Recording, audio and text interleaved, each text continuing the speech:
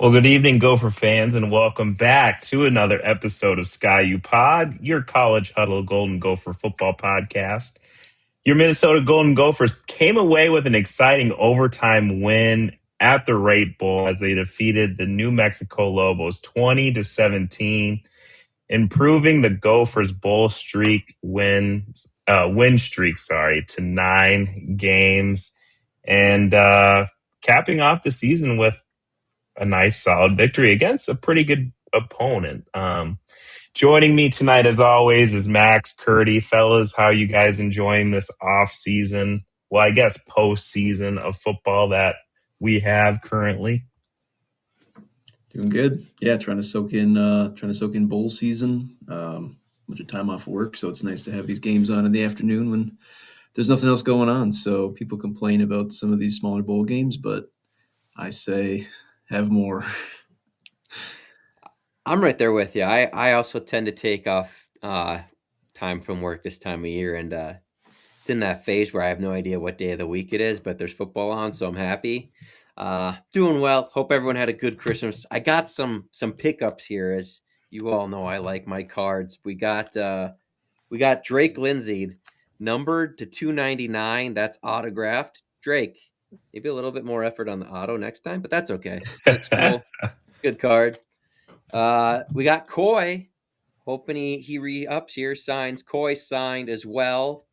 And this one I actually bought myself, but it just took a little bit to get here. We got a Max Brosmer jersey patch auto, numbered to 75. So it was a good Christmas for me, and I hope you all had a good Christmas as well. You guys get anything Sure cool? did. Boy, what did I You guys get football cards? I didn't get any football cards. No. I got a lot of nice clothes. I am going to the Vikings game on Sunday. Hey, that's just nice. Too bad. It's just kind of exhibition at this point, but hey, I'm still going to enjoy it. You might see Brosmer unless McCarthy's back. I haven't heard, but that'll be cool. Yeah, I'm hoping they play Brosmer and let him just kind of let it loose. Yeah.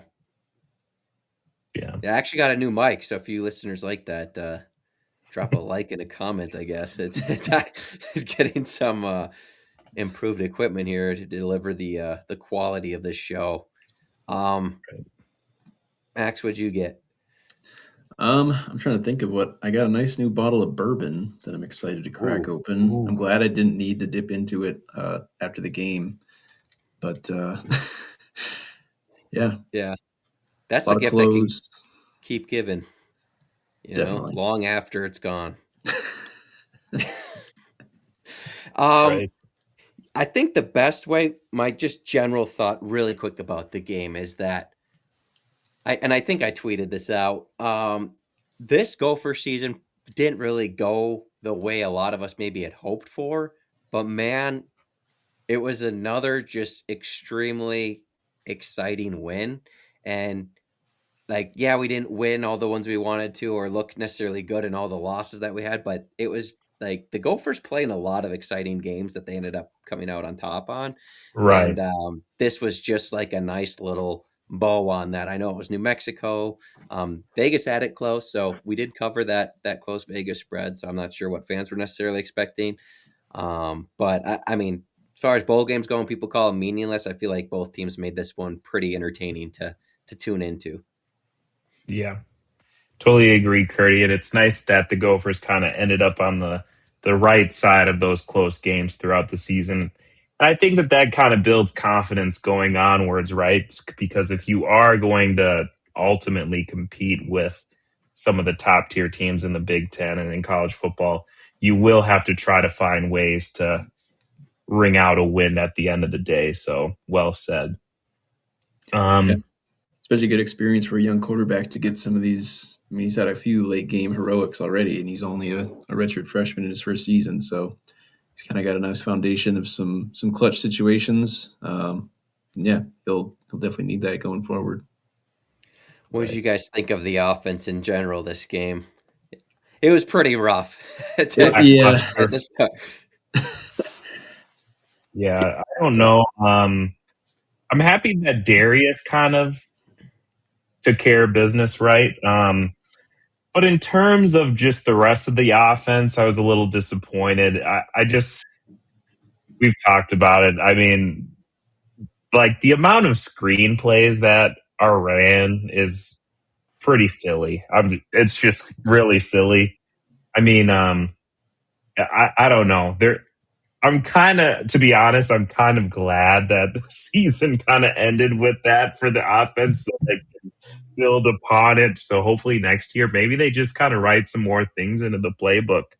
Um, just things that are a good go to. It doesn't have to be a screen. Maybe get like, remember when we used to always run slants? I was just bringing it up. Do we ever run a slant? Like it was Just like once. We ran it once against right. Oregon, hit it for like 7 yards, and it was never seen again. Just let's just throw that in. Just some slants. I don't. Just back to basics maybe, and not all of these screens, but not too basic that it's vanilla. I don't know, but I yeah, just want to stay on the screens for a second because I've been pretty critical of Greg Harbaugh, and there's been some other fans have disagreed that it's more on the O-line, which maybe it is in general, but I still don't think Greg has shown, and even not in this game, his ability to like coach around it. I mean, we brought up all the screens. I felt like half of them were nearly picked off or they were always into traffic. Like they didn't fool anybody. Meanwhile, you're watching New Mexico, who had some good players, no doubt, but I'd like to think that we had overall the better athletes than them. All of their screens that they ran looked like they were one guy away from going the distance and were like drawn up and blocked so well. So I do think there is like a scheme problem for sure with this team. I know some people are over Callahan, the O-line coach, which I'm not quite on board with, and just the O-line's performance in general, which I get. Like, there's only so much the coaches can do there, but I don't think Harbaugh does a good job of coaching around the deficiencies. That's for sure. And yeah, I just thought the play calling was very iffy all game, and put a good, not a good bow, but like a bow around how I felt Harbaugh's season win as a play caller. But in the end, Darius Taylor, maybe didn't have the best blocking in front, but made enough plays, was obviously 100% because physical, broke off some decently long runs. The receivers, I don't really know what to say about the receivers. They were covered a lot, but they made some plays. I mean, Jalen Smith, for a guy that couldn't catch the ball to start the year, to make those 2 catches for touchdowns in this game was huge. Hopefully gives him a ton of confidence going forward. And then, yeah, it just, Max touched on it. Drake had great moments, and when we needed him most, he came through, but he did struggle this game. This might have been his first or second worst game of the season in whole, but he did have spurts where he made some great throws. It was just we also got lucky with some dropped picks. I think they probably could have had 3 or 4 interceptions just on the rewatch, 2 of them right away in the first quarter. So he was definitely a little rattled. Took us a while to figure out what New Mexico was doing, but yeah, I don't know. Anything else really on the offense? I guess just kind of touch on the scheme and Darius Taylor, like you said. Darius had a great game, almost 140 total yards on the ground and receiving. It was a little bit odd that it felt like it took until the second half to figure out that we could run on this New Mexico team. And I know, with the year we've had and the way the offensive line is played, and with Darius really being the only serviceable running back in this game as well, they probably wanted to limit his touches early on a little bit and just kind of feel it out. But there were some times where we would run just downhill run plays between the tackles in the first half, and it worked. And then it kind of felt like we just never would go back to it. We just, Greg just leaned on the random screen plays and just went back to the no flow offense.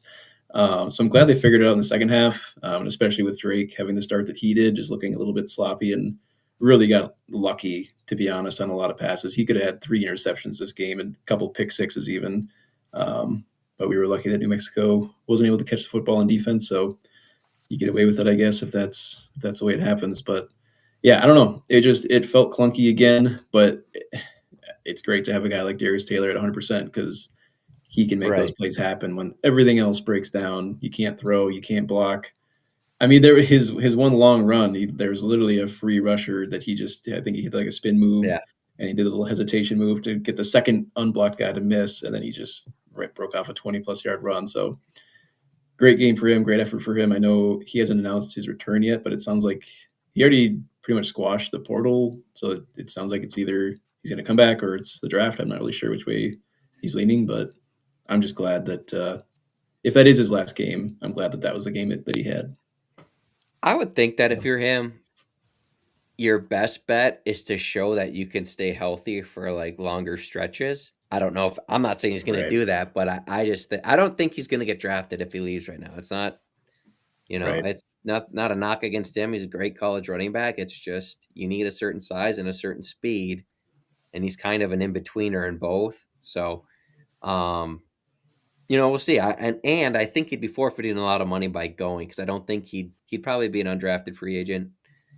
And if he comes right. back, he's probably getting at least $250,000, probably more than that to come back. So, financially and for his future career, I think it makes sense to come back and try and see if you can prove to the NFL that you can stay healthy over the course of a full season. One one more thing. Okay, I got two more things actually. So Harbaugh opening drive struggles continued. I don't think outside of Northwestern State we had an opening drive that resulted in points from the offense all year, which Ohio was State, baby. oh, that's right. I'm sorry, But there's Ohio a field State. goal. But He yes, saved his best for last. No, that's good. That's good. That was a good one. So that's got to improve. Again, I think that just plays into evaluating the scheme as a total. But I do want to say like when the defense got some stops and special teams got some stops late in the game that were giving our offense short fields, he did dial up a couple of shots that I felt were there. I'm usually complaining. I do complain about his play calling, but the one, especially the tight end Bibber, on like that crossing, not quite a post, but like slow cross with like one on one. Drake just threw it like 50 feet over his head. I think it wasn't even close. So I do got to give him some credit there for calling some nice play calls. And even on the last touchdown, yeah, it was a better throw and a great catch than play call. But at least on that play in overtime, we had multiple guys going to the end zone as opposed to the first play where like that was the only guy in the end zone. So it is what it is. They both worked out. So good job, Greg. I knew you could get it done, and looking forward to see him growing into next year. Well said, Curdy. Yeah. Lots to work on, but ultimately, I think it can improve. I heard PJ's brief. At the end of the game, the reporter goes up to the coach and how's it feel, whatever, and he just said that he was proud of the team and how this team has a bunch of, his words, young guys, and they competed, and I think they really believe that this team is just really young and not matured and like ready to this year to be one of the top, you know, teams, I guess, if you will. But, if that's the case, then next year, if he really believes that, there should be a jump in, ability and how competitive they are in the Big Ten. And I guess from there too, to get better even more. So, yeah, I don't know. We'll see what happens. And in this landscape of college football, we know that you have young guys now. How many are going to live in? We'll see. But I think it's looking Yeah, bright. I mean, you have almost that entire offense back next year, outside of the tight end. Like, there's like four tight ends that played, or five actually, maybe, because I think Gears did get in for one play just to give him this statistical start. I believe is what they did, but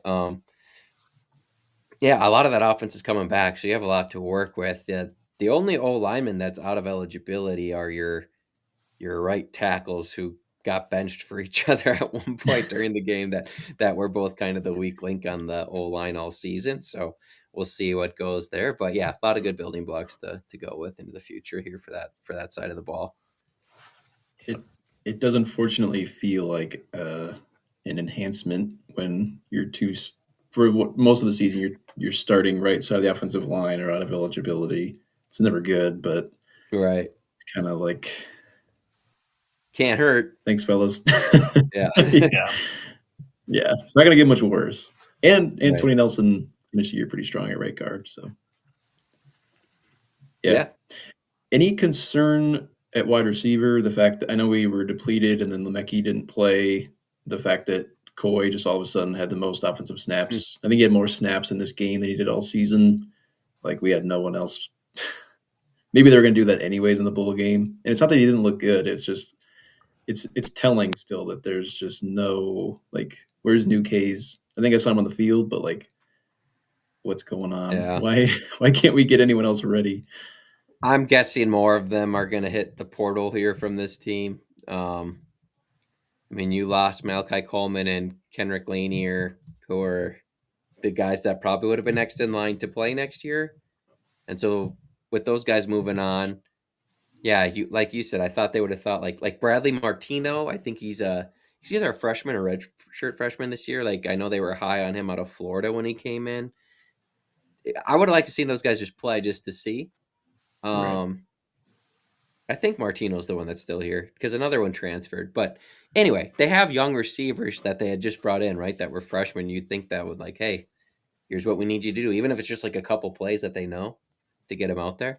But yeah, they didn't do that. I mean, to kind of PJ's point, he said it's a celebration of 2025, so they do play the game to win, which you should. But and they Right. just play the guys who played a lot this year, I guess, at least as much as you can. So um, yeah, it is what it is. But I don't know. I'm sure they'll try and keep the Koi thing working because they talked about it so much going into last season that I think Yeah. they'll keep it rolling into the next. Um, yeah, I honestly though, like now you're like begging Darius to come back because if he goes, then you got to go out and buy like two running backs probably to try and come in and fill that void. So yeah, I'm sure they'll bring in a couple of receivers, couple running backs, O line. I mean, they could use a lot of help at different spots just to at least give them some depth. So they keep going after safeties. It looks like from like Division II schools to try and come in and provide some depth. So we'll see what they do there. Right. Well, right on. Well, let's just jump into some news here, fellas. Wait, First, wait, wait, wait, wait, wait. We skipped the defense. You can't skip okay. defense. Anthony Smith, defensive player of the game, couple of sacks, couple of pass breakups as well. Then Mav Baranowski, I don't have it in front of me. Was it 17 or 19 tackles? He was in on a ton. 17. 17, thank you. He was all over the place. I honestly thought he played best out of anybody. No shade Yeah. at Anthony Smith because he also overall had a strong game. But I thought Mav looked like our most important player by far, especially early, because they were close to breaking a few plays early, and Mav was there to clean it up on a couple of those screens as well. So Mav played great. Gonna need him back next year. I think he is coming back. Anthony Smith coming back. I mean, that's bigger than the actual outcome of the game. That's like landing an instant impact former 5-star guy or 5-star guy, like Right. this is a guy that was going to go at least in round 3 of the NFL draft, and now he's coming back for his 5th year. So that's exciting. Getting a little out of myself, I guess. But then, yeah, John Nestor with another pick, tied for the most in a season with, I think, since Antoine Winfield back in 2019. So strong year for Nestor. In general, thought the defense played okay. Still looked out of position at times and gave up some plays where it's like, where are they? Definitely aided by a passing quarterback that I thought was the worst of the two for New Mexico, man, every throw He, he just like lobbed it there. It didn't matter where it was. yeah, It was down the middle lob to the sideline lob. Like a lot of the times he didn't even give his guys a chance. He made a nice throw every once in a while here and there, but I thought the running quarterback was a lot more dangerous and created a lot more for them. So I'm happy they played the passer as much as they did. So maybe that kind of helped out the secondary a little bit, but overall, I thought the pass coverage was fine.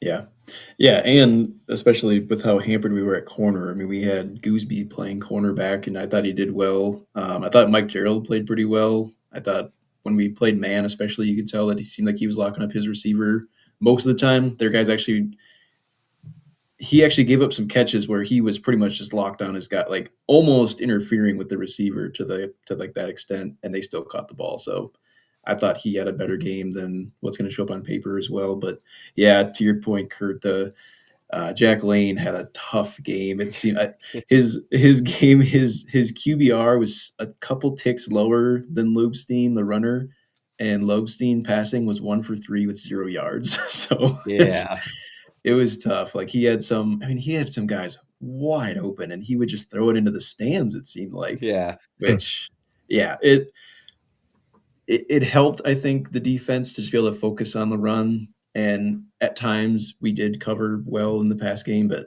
yeah, we, again, like I said, on offense, we got lucky with some of the drops that their DBs had. And then we got pretty lucky that their quarterback didn't look like he could hit water if he fell out of a boat.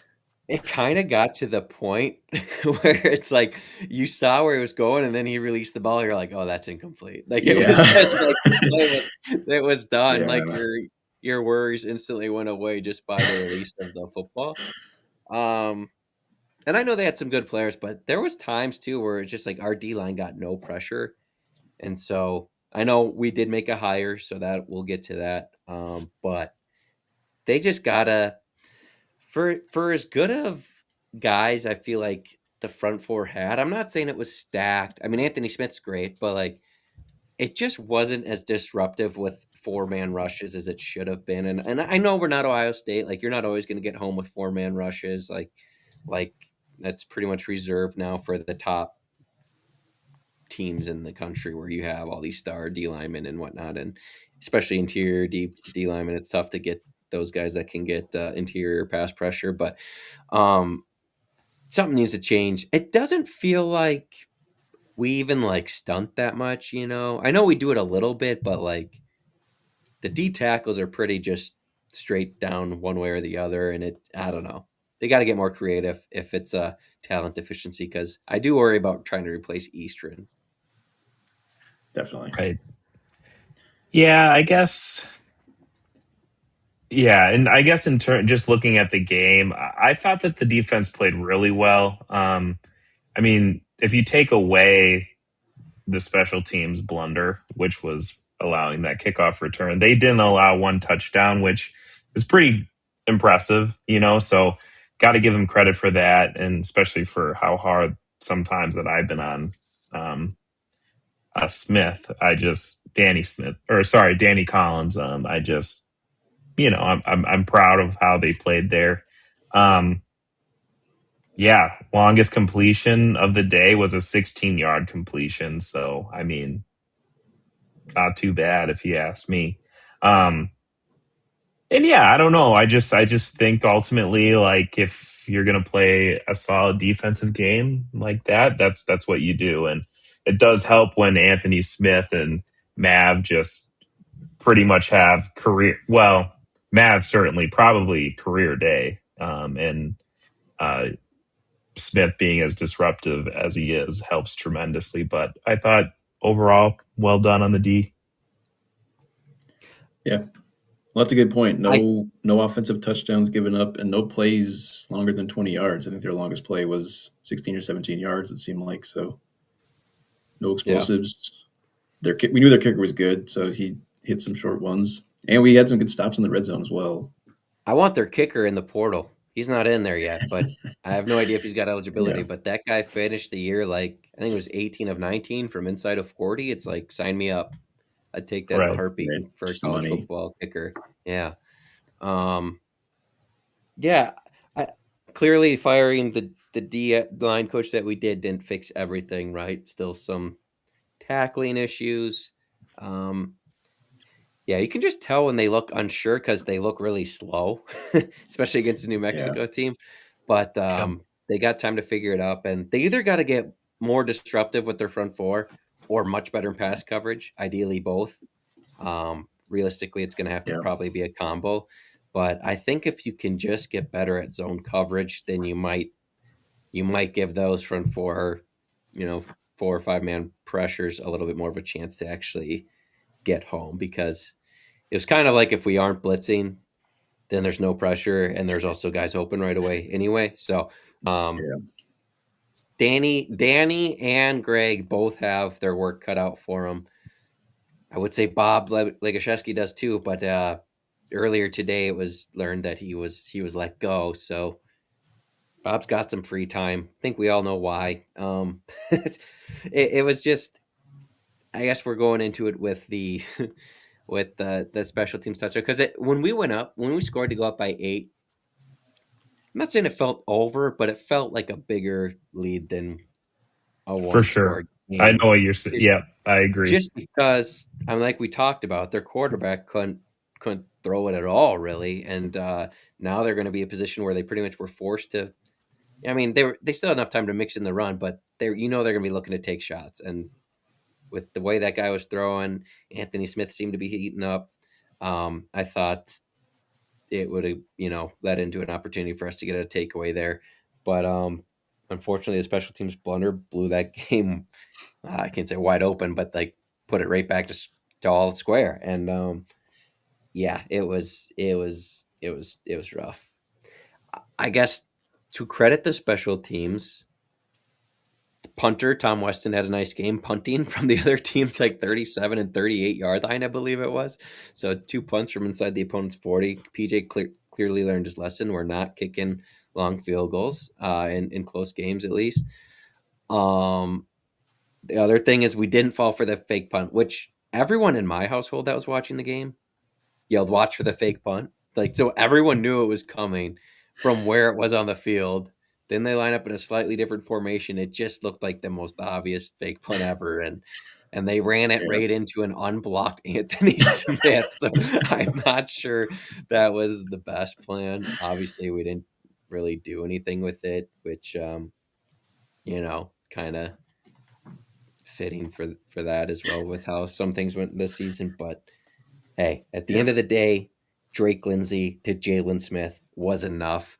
Man, the replay of that throw, because from the TV angle initially, it did look dangerous. And I'm not saying it wasn't a little risky, but they did like that aerial view of it, and you could kind of see it more. Like there's that pocket that he was throwing to, because the Smith had a step kind of on the safety who was reading whoever was like underneath more. So I'm not saying it wasn't kind of a ballsy throw, but it was more open than it initially looked on the TV broadcast, in my opinion. So, and then just a fantastic catch again. So Drake came up clutch when it mattered most. Jalen Smith, fantastic game.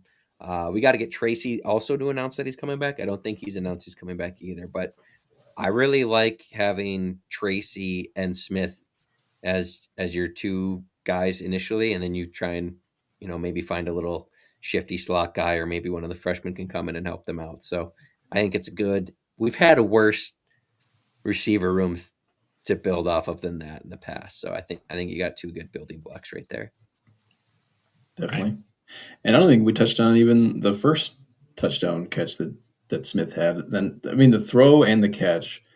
That throw, I think, is exactly what Gopher fans all year long have been talking about, where it doesn't matter if Drake's having a good game or a bad game. He's going to do one of those throws where it's like, yeah, we haven't seen that before here. Yeah. Like that's, I mean, if you were to take a picture of it, it looks like he's almost throwing in a triple coverage, but like he threw it only where his guy could get to it. It was perfectly timed, dropped right in the bucket, back corner of the end zone, and then Smith making the great catch right on the sidelines as well. So a couple of great plays by those guys. Yeah. And it's nice that they're freshmen and we get them for hopefully a few more years. Yeah, both look really good. Yeah. What's Dave talking about here? Dave, explain yourself. Who's most likely to come back, Paris or Tyler? Paris. I don't know who Paris is. I think he's talking about Tyler Stoleski or whatever. Stolsky, the one that went to FAU after here. He had a really good year, linebacker. I'm guessing that's who he's talking about. Unless there's a different Tyler. Is there a more obvious Tyler that's on the squad I'm not thinking of? Not that I can think No of. idea. Anyway, Tyler Stolsky is back in the portal and after having a strong year at FAU. So maybe Rossi wants him back at Sparty just to give them more depth on a struggling defense. I'm not sure. But hats off to Tyler for having a good year. Dave says, hats off to Illinois beating Tennessee. I guess it doesn't mean that much in the SEC. Right. Correct. It only matters if they win. Then it shows that they're the superior conference and that we're lucky to have them in this country. If they lose, it's because they're focused on the NFL draft. It only matters if they make the playoff. Everything else is meaningless to them. They're going to go get drafted. And that's how it works if you're in Ireland. But no, seriously, yeah. I mean, I don't think, yeah. The SEC, it is what it is. They're definitely not as strong as they used to be. Good on Illinois. Good on Brett, man. Bouncing back for a nice 9-win season. I feel good about the Gophers being the team that ruined his best chances he's had yet at the playoff for as long as he tormented us. Yeah, that guy's got a bigger gut every time I see him on TV. But hey, it's the holiday season. I wasn't expecting him to all of a sudden be, a nice 225. But take it easy on that gut, Brett. I want you around a long time. Amen. Yeah. Do we want to touch on special teams or? I think we hit it. It was bad, Yeah. and that's Yeah. why Bob Ligashevsky is gone. He was old anyway, man. Isn't he like 60-some years old? I think he was an Something older like that. gentleman. Corey Parrish. Maybe Is Coy. that- Coy? Coy Parrish? Maybe Coy. Tyler Tyler. Johnson. I would love if he came back. Is there another Tyler? The kicker? Are these like? Or no, that's Daniel Jackson. Wrong receiver name. Yeah.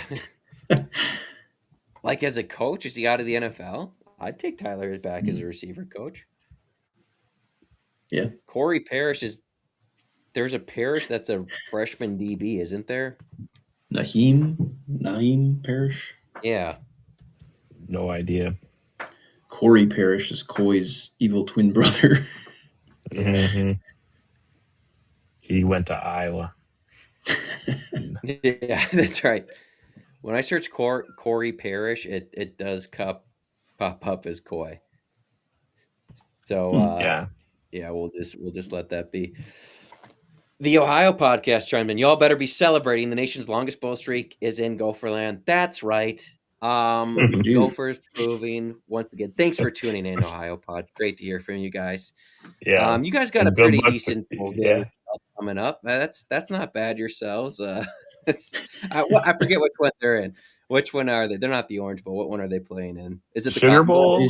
Cotton Bowl. Sugar? It's either Sugar or Cotton. I'm not sure. Yeah. I think it's Cotton. I think Sugar is Georgia, Ole Miss. Yeah. But anyway, You're right. yeah, Gophers extend the bowl streak to 9 wins. And I've already seen Iowa fans, Wisconsin fans picking apart like, well, who are you playing? We can only play who they put in front of us. And it's actually been more Power 5 teams in there than I think we get credit for. There's Syracuse, West Virginia, Georgia Tech. Georgia Tech, Washington State, I believe, is still in there. I'm missing one. West Virginia, Auburn. did I say them? Yeah. Auburn, yeah. So, listen, we can only play who's in front of us, and we win them. So, Okay. yeah. Because this was supposed to be that is a good Iowa point. State, right? And they backed out. Iowa Yeah. State backed out, then Kansas State backed out. Oh, and Hey, man. Kansas State. We're here to make these bowl games matter, and we delivered an entertaining game. So Say what you want about the Lobos. They got a good squad. Ryan Burns threw out that he thinks their coach, former Wisconsin lineman, I think it's Jason Eck. Could be wrong on Jason Eck. But I think that Ryan Burns threw out that he could be the next coach at Wisconsin after the Luke Fickell experiment ends. But I hope it never ends. So Eck can move on to somebody else. Yeah. Iowa State. They need a coach. No, they hired somebody. I'd take that back. I don't want him at Wisconsin because I actually thought they looked like a well-coached team. Yeah. I didn't know much about Jason Eck, but he actually, doing a quick YouTube search, he's a pretty entertaining soundbite. He's got a little bit of Mike Leach to him, where he'll just talk about whatever and just kind of ramble a little bit. But no, he's a pretty funny guy. Yeah, I think he appeared a better coach than Fickell right now, so I don't want him there. Big Ten is currently 6-0 in bowl season. I guess it just means more in the Big Ten. That's right. Yeah, it's like all these things that the SEC used to throw in everybody's faces. Now it doesn't matter because it's the Big Ten winning all of them, right? So now that we're in the lead of everything, it's just kind of like, nope, we're focused on other things. So, right, because the SEC's lost a couple now. LSU lost, Missouri lost, Tennessee just lost to Illinois. Big Ten undefeated. Keep it going the playoff, I guess. It's definitely a changing of the guard. Yeah. I think Dave is talking about Coy and Darius, if I have to guess. Got it. Okay. And I'm assuming because they both play, I mean, I know Darius said that portal's off the table, so I could see it where if he was still pondering NFL, that it would make sense to play. If Coy was going to be in the portal, I don't think he would have played at all. He didn't have to prove it, so I would think Coy's going to be back. I mean, yeah, I want them both back, obviously, and I think Coy's going to go on to have a great career. But we can survive losing Coy. I'm not trying to be edgy, not trying to throw stuff out. It would give a bad look to lose the in-state kid that was hyped to come here. I get that, and I don't want to lose him. But I'm just saying, we're pretty good at developing safeties. You have Kerry Brown. I'm assuming Goosby's coming back as well, so you have really good safety building blocks right there to carry you forward. I don't want to lose Coy. He's got tremendous upside, but he did regress a little bit this year. Let's be honest. So, but yeah, I think both of them are going to be back unless, Ohio State's going to lose a Caleb Down. So maybe Ohio State wants to circle up and throw just a mega bag at him, and he wants to go try and get a better opportunity, obviously, at the playoffs and Natty, then maybe that's his thing. But I mean, Coy's been pretty honest in his interviews, at least from what I can tell. He's like, I didn't grow up a college football fan, so people are talking about winning the Natty here. He's like, I want to win, no doubt, but his goal is to get to the NFL and just develop. And the Gophers have been putting safeties in the NFL pretty consistently over the past 4 or 5 years between Newbin, Howden, Winfield. Am I missing anybody there? Newbin? Did you say Newbin? Oh, Newbin, yeah. Murray's still there. I know that was a kill guy, but so I mean, the Gophers have put DBs in there to, I think, give a good sense of being able to develop guys. So, right.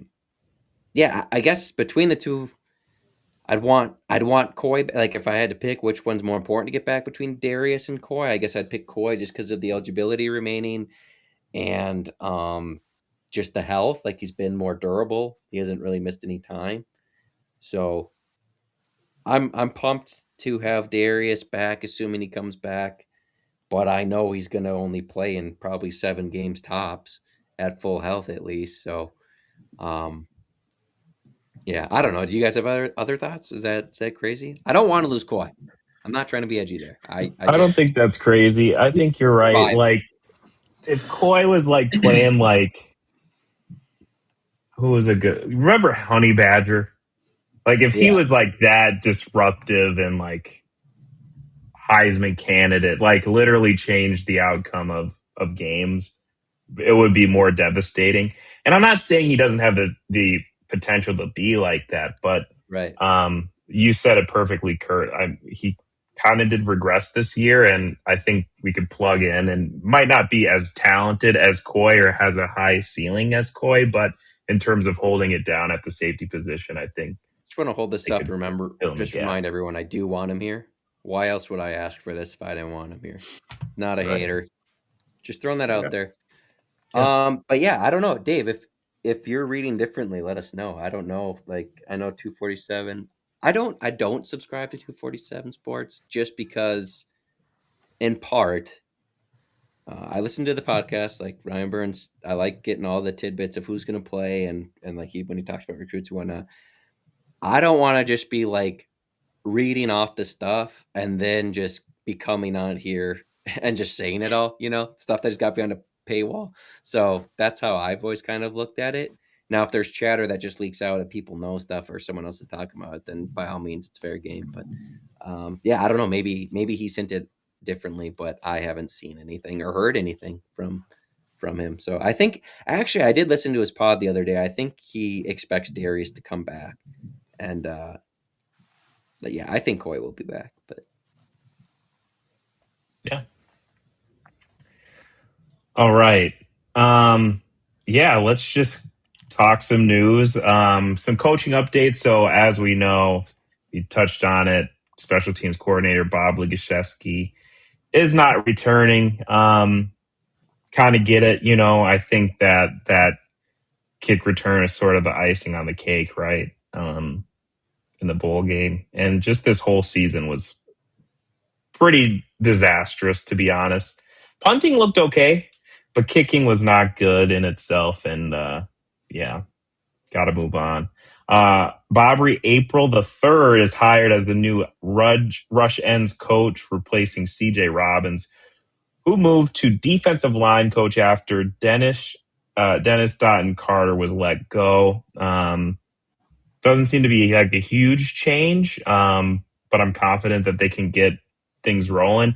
Obviously, with Anthony Smith coming back, I mean, that's going to help you tremendously if you're a coach, right? So, but plugging in where Eastern was is going to be important and keeping things moving forward, I guess. yeah, Yeah, Kurt, oh go ahead. sorry, I was just saying I don't have a name for special teams coordinator. I'm more just like I'll believe we're serious about it when like it actually improves because Bob Legashevsky had a ton of experience, and I know Syracuse fans weren't necessarily sad to lose him, but seriously, as far to see improvement by the head coach.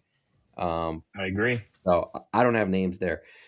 This guy we hired, Bobby April, he does get me excited though. I thought that was a really good hire because he's got I believe he had defensive coordinator. Yeah, he was Stanford's defensive coordinator. So he's got that experience. That's a piece we talked about on the show looking for to help out Danny Collins, who's younger, a little bit less experienced, especially when you lost I forget if it was Bob or Rob Kane, the linebackers coach who's back at Purdue as Purdue's defensive coordinator.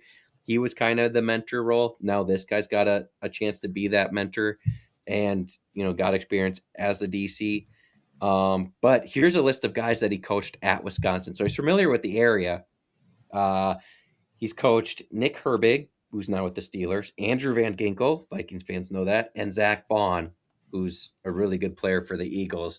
So all those outside backers, kind of rush guys, he's coached before. And I know we don't quite play the same style, but he's going to know how to coach it. He clearly knows how to help recruit that position with the guys he's turned out from Wisconsin. And what I loved most is I saw multiple Wisconsin accounts hating that we hired him, meaning they loved him. They think he's a good coach. And so when your rivals don't like the hire you made, not always, but it's usually a pretty good sign that you hired a good one. So I'm really excited to see what can happen there. I think that's got a lot of upside. Definitely. Yeah, and he had some NFL coaching experience as well, both as kind of defensive analyst or quality control and even linebacker position coach in the NFL too. So, yeah, a lot of good experience. He's got a pretty good resume and definitely has another guy in the room that has defensive play calling experience at the power conference level. Not that it needs to like pressure Danny Collins, but I mean, another new voice can't hurt, and just to help them out or give them some new ideas, and Come to go back all the to way the back to what closet. you, because he used to sleep there. Yes. We always have to Yeah. clarify. But to Right. go back to what you said earlier, Kurt, about the defensive line looking, we don't stunt as much or just not getting pressure with four. Yeah, think about that too. It feels like when you think back, like all year long, the D line individually talented, but it did look like they were never playing as a unit. Like you see other Right. good defensive lines play, even less talented defensive lines, whether they're stunting or not. It feels like all four guys kind of know where each other are. Whereas it feels like our defensive line, I can't, off the top of my head, I can think of like 20 different times where our interior D line are running into each other. Everyone's Right. just trying to like find where the quarterback is. No one's, And they're like coming in waves. Like it's like right, a one guy makes a right. pass, and another guy, and then he's off, and yeah. Like no one's really containing, no one's really like playing a position. It's just kind of, hey, try to get by your guy, and if you don't, then figure it out. Like there's no, I don't know. It did feel off all year long. I guess was what I'm trying to say. So Right. hopefully, bringing in some coaches with more high level experience will help that. Right. Right. Yeah. Gosh, what else? Just like to touch on April. Yeah, he was hired away from Stanford, where he was the DC and offense or outside linebackers coach since 23, NFL experience. And yeah, you mentioned all the players where that he coached. So Sorry, I pretty. clearly didn't look at the notes. If I just stole all the stuff, you're gonna. No, that's all right, Kurt. No, he's great hire, like you were touching on. So excited to see what he can bring to the Gophers. Touched on Another this question. as well, but just to remind everyone, Anthony Smith, he is returning, and Darius Taylor, he has yet to announce his return, but the portal is not an option for him. So,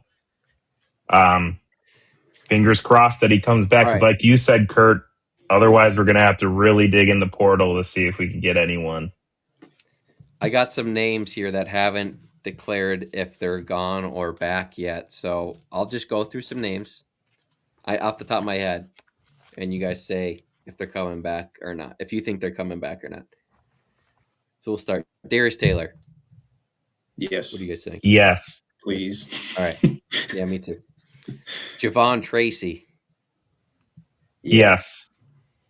Yeah, I do too. I saw him marked as back, but I didn't see it declared. But I saw people tweeting that he was. Ashton Beers, the center. I think he's got. Oh, I'm sorry. Tony Nelson. Tony Nelson's got another year. I think so. Yeah, probably Minnesota kid. Yeah. Finally got some starting at the end of the year. Zaquan Bryan, corner.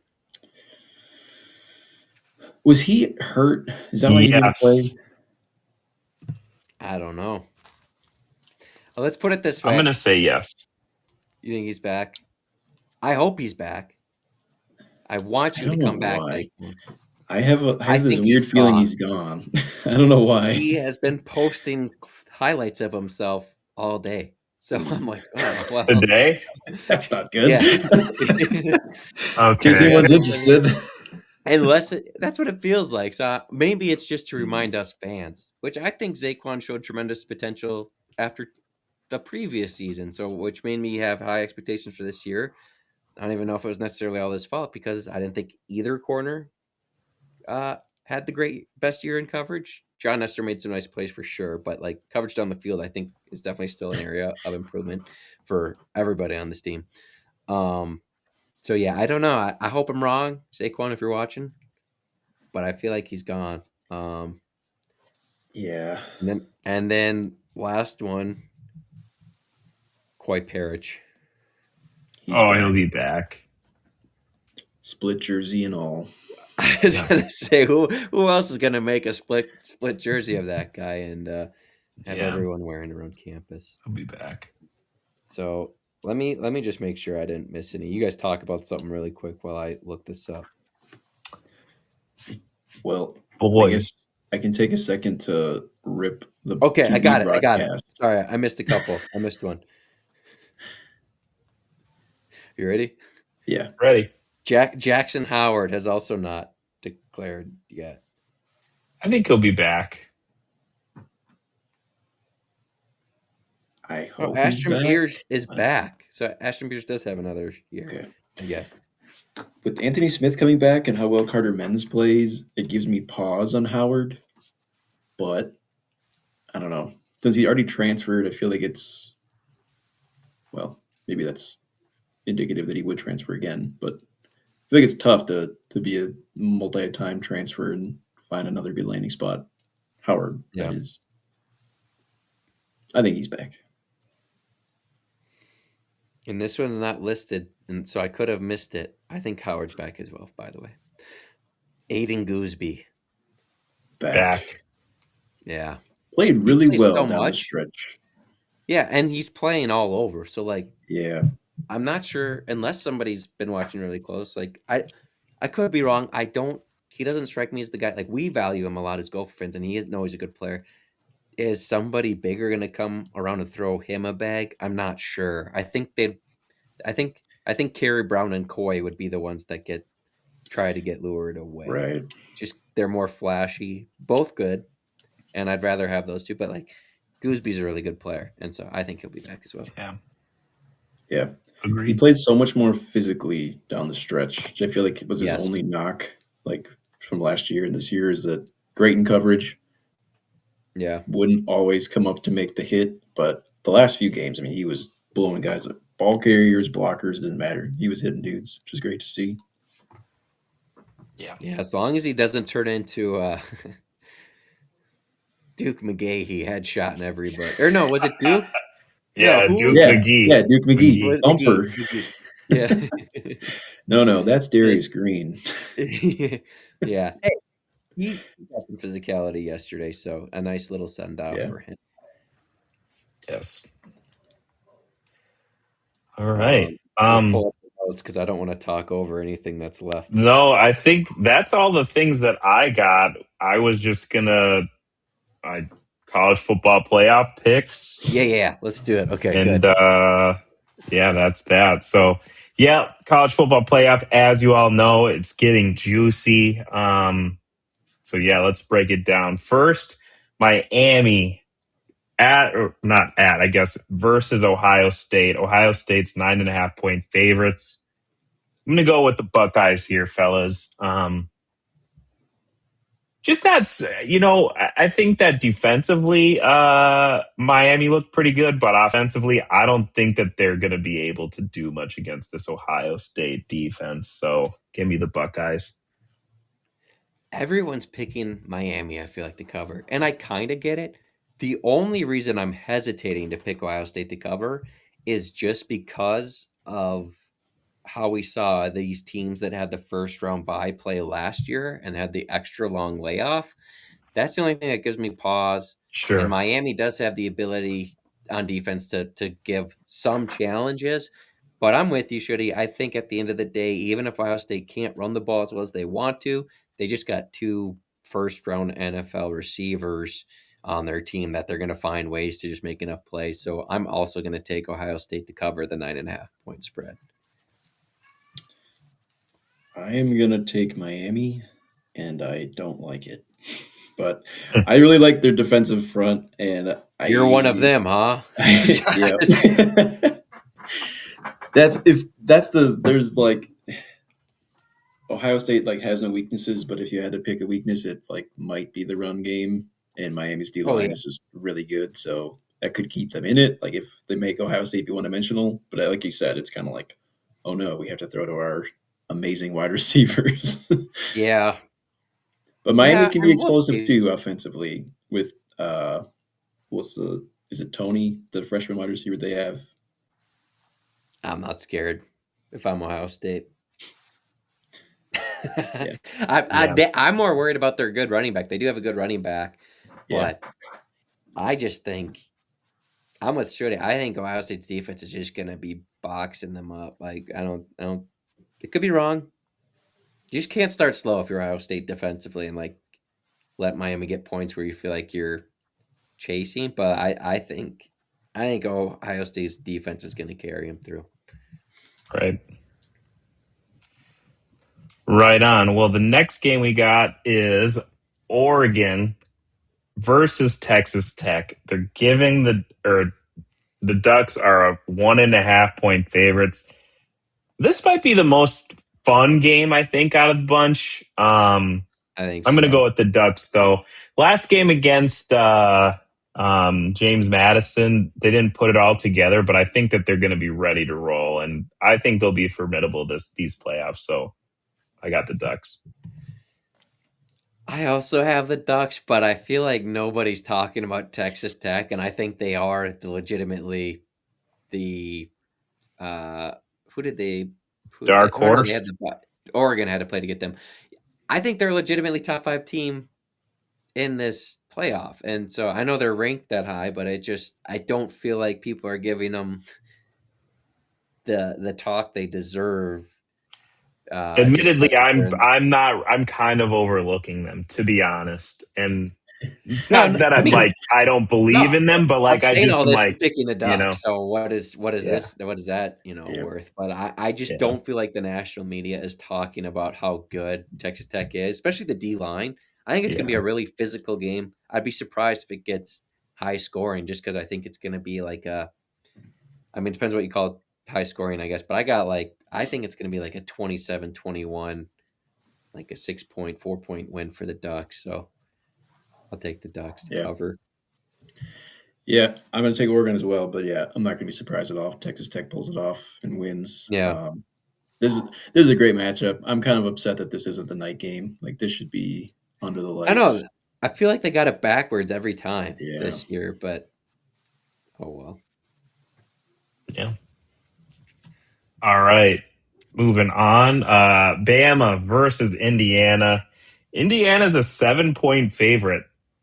Hoosiers lock of the week.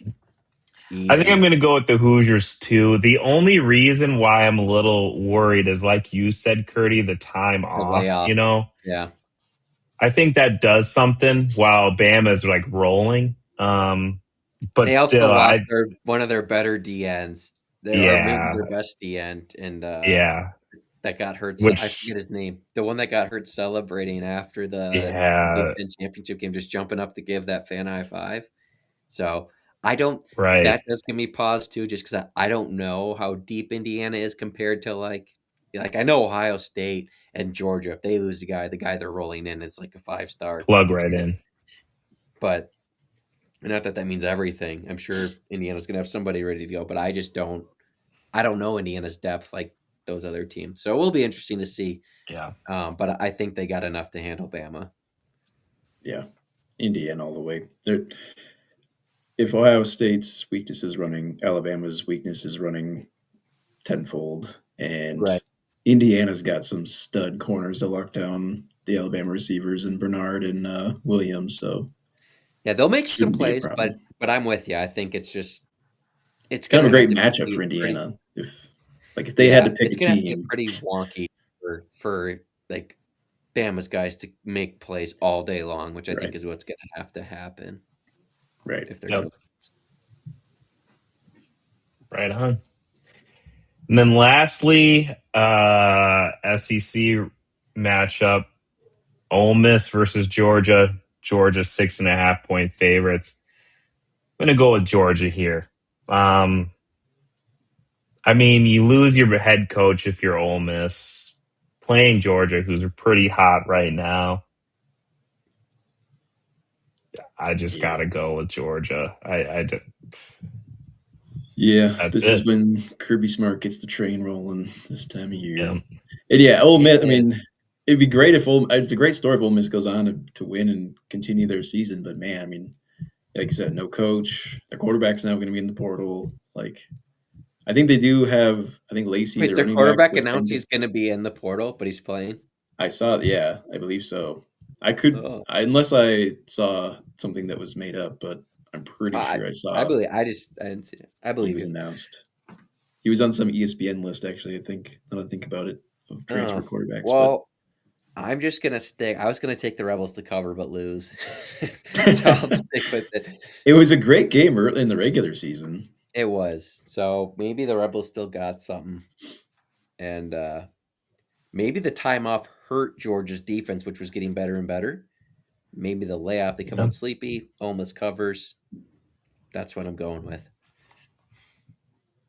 I like it. All right, huh? But I was going to say, Ole Miss does have their running back, Lacey. I think he got banged up against... the Wave? Yes, Tulane. That's right. Yeah. All right. That's all we got. Yeah, and that'll do. Last show of the new year. Thank you all for tuning in and listening, liking, and subscribing. We appreciate all of you and hope you have a great new year. And we'll be with you every step of the way this offseason. Shooty's not even working right now to focus on this, so True. It's all good. That's right. Yeah, as Kurt said, thank you all for listening. Happy New Year. And yeah, we'll be with you this off season. I know that it's not as exciting as in season time, but these days lots of things happen during the off season with the transfer portal. Spring football will be here before you know it, and many more things. But please like and subscribe to our channel, which can be found on YouTube, X, Spotify, wherever you like to listen to your podcast. Be sure to check out our partners' website, thecollegehuddle.com, for more podcasts and articles about all things college football. Thanks again for listening. Happy New Year, and we'll see you next time.